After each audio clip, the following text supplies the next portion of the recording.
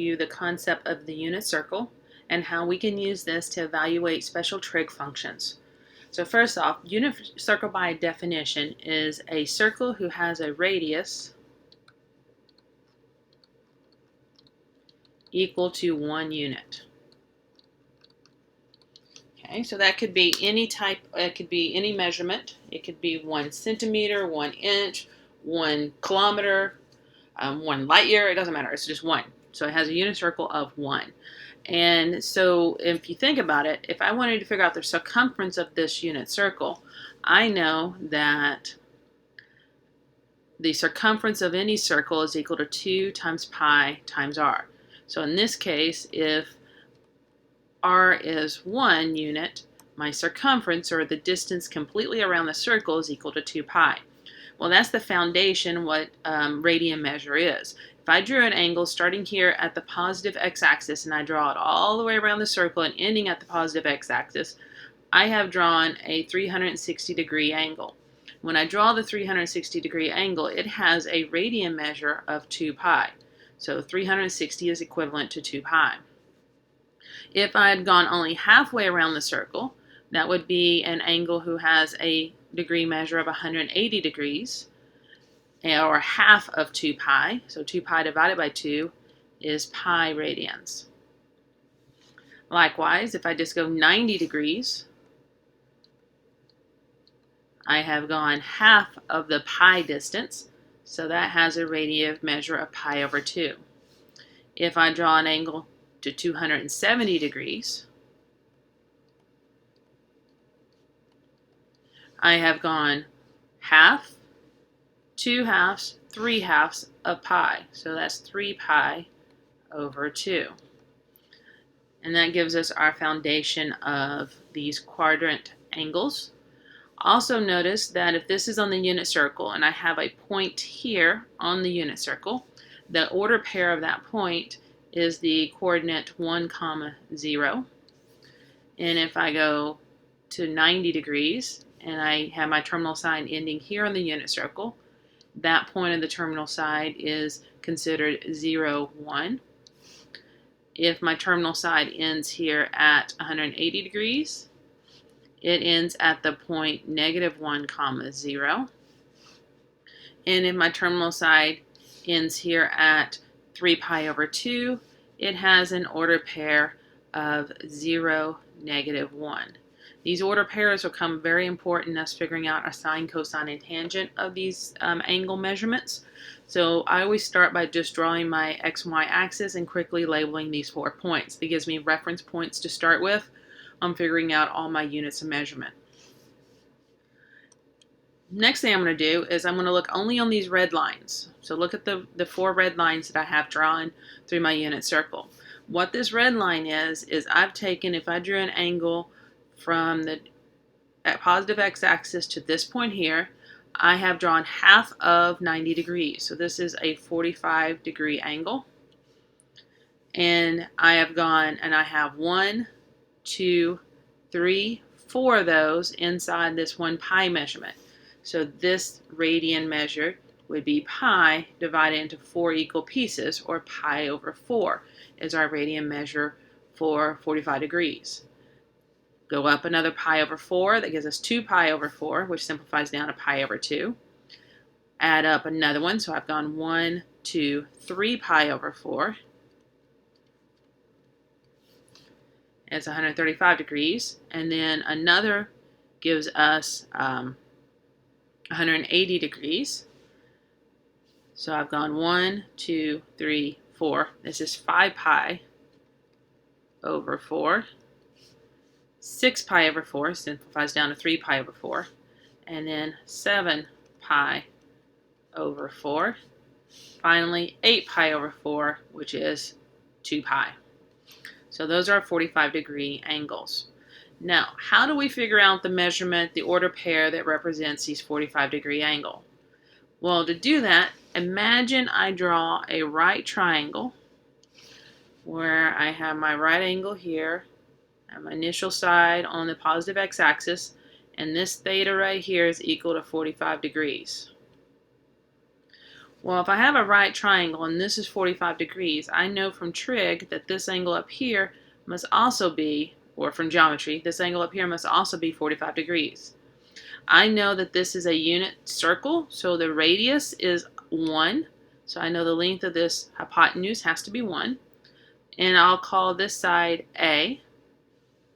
But since it's a isosceles right triangle, because my base angles here are the same, I know this side also has to be A. So let me move down here. So I have a 45 degree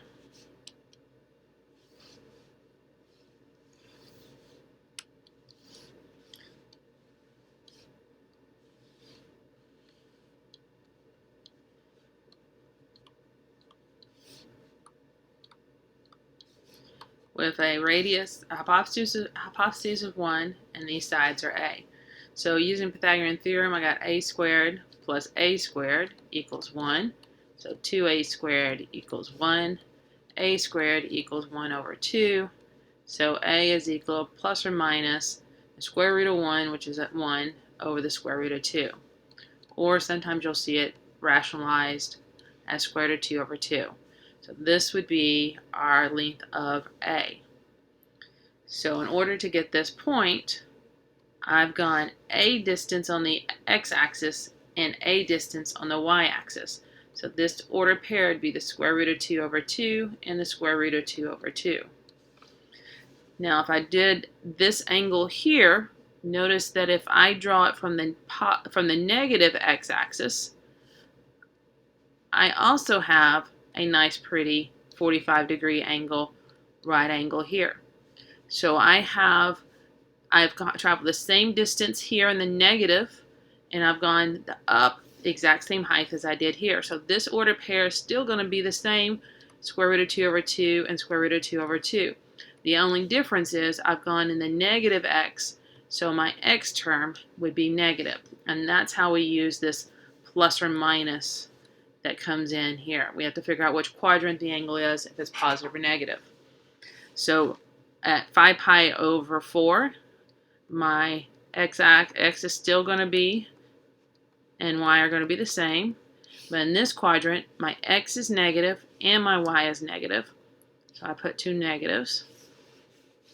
And then I'm going to have the same right angle formed for 7 pi over 4. So that's going to be square root of 2 over 2 and square root of 2 over 2.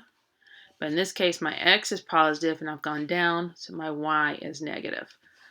And we figured out the exact measurement of, or the order pair for those special angles.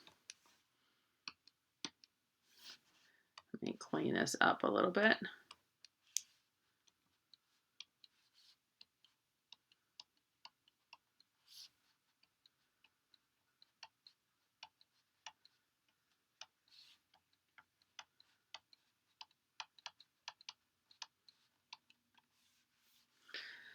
All right, now let's look at the blue. Let's say if I take away the red angles for a moment and I only look at the blue, I've divided this 30, 60, 90. So I've divided these up. Each of these blue are counting by 30 degrees.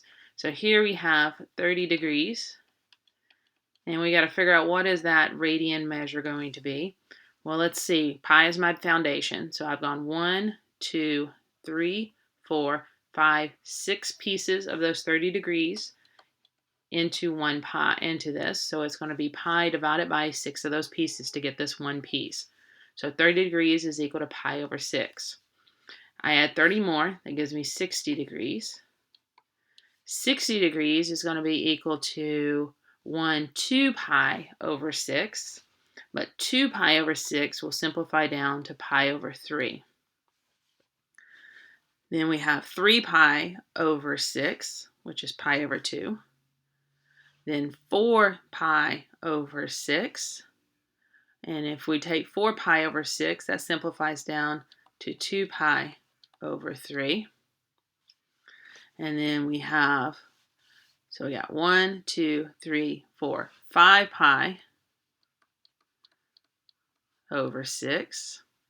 6 pi over 6, which is pi.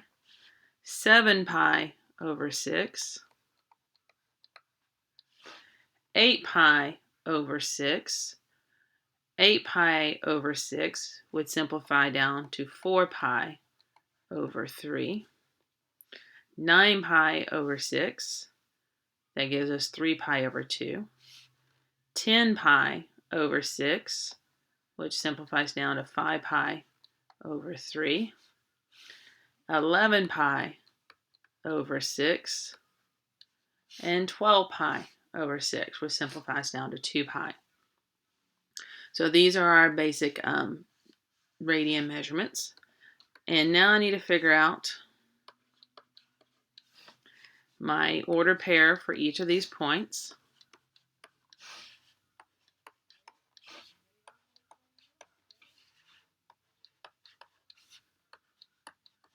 To do that, I'm going to draw a right triangle at the 30-degree angle here.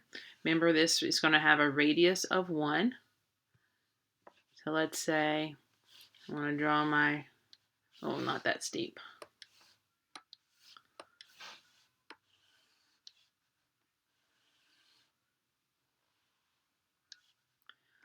Okay, so that's going to be 30 degrees. We have a radius of 1, and we're going to have a length of A and a length of B.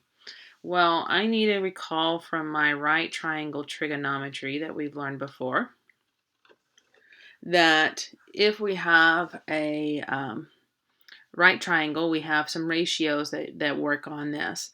Remember, our 30-60-90 ratio gives us 1 pi over 3 and 2. And then we can simplify that out. So if this has a foundation of 1, our hypotenuse is going to be half of that. It's going to be double that. So if our hypotenuse is 1, that means B has to be 1/2, because B is going to be half of that. And then I can figure out my A using that information. So I got A squared plus B squared equals C squared. And then A squared is equal to 1 or plus 1/2 squared is equal to 1 squared. A squared is equal to 1 minus 1/4. So that's going to give us 3/4. Square root of that is going to be, A is going to be equal to the square root of 3 over 2. That's going to be our A measurement. So B is 1/2. A is square root of 3 over 2. So notice this is my distance on the X. This is my distance on the Y.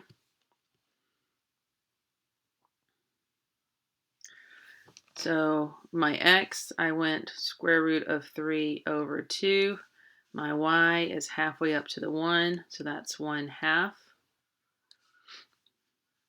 If I did the 60-degree, so that's it. So I'm going to check all the other angles. So this is 30 degrees. This is 30. This is 30, and this is 30. So all of these 4 angles have the same reference angle. So they're going to have the same ordered pair. The only difference is the sign of the terms, which is x positive or is x negative. So that's the next thing we have to look at is in quadrant 1, our x is positive, our y is positive. In quadrant 2, our x is negative, but our y is positive. In quadrant 3, our x is negative, our y is negative. And then in quadrant 4, our x is positive, and our y is negative. Because I don't have to write that positive there.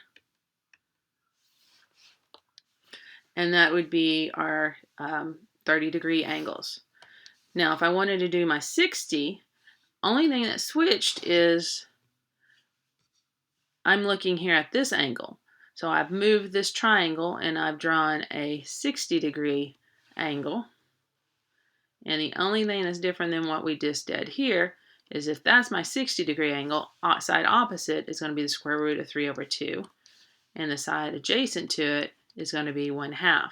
So basically my A and B has switched terms. So that means my X, I've gone over a half on the X-axis, and I've gone up square root of 3 over 2 units. Repeat that. That's 60 degrees. So this has a reference angle of 60 degrees, so it's going to have the same measurement, 1/2 radical 3 over 2.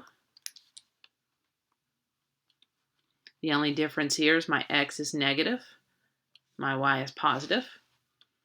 This has a reference angle also of 60 degrees, so that's going to give me my 1/2 radical 3 over 2. X is negative, y is negative. And this has a reference angle of 60 degrees. And so that's going to also be 1/2 square root of 3 over 2, but my y is negative, my x is positive. These basic points are very, very handy because they're going to allow us to figure out our sine, cosine, and tangent of the functions. So to figure this out, let's go back to, let's do this 30-degree angle. And recall from our trig knowledge, if this is 30 degrees and I wanted to find the sine of 30 degrees, I recall that sine is opposite over hypotenuse.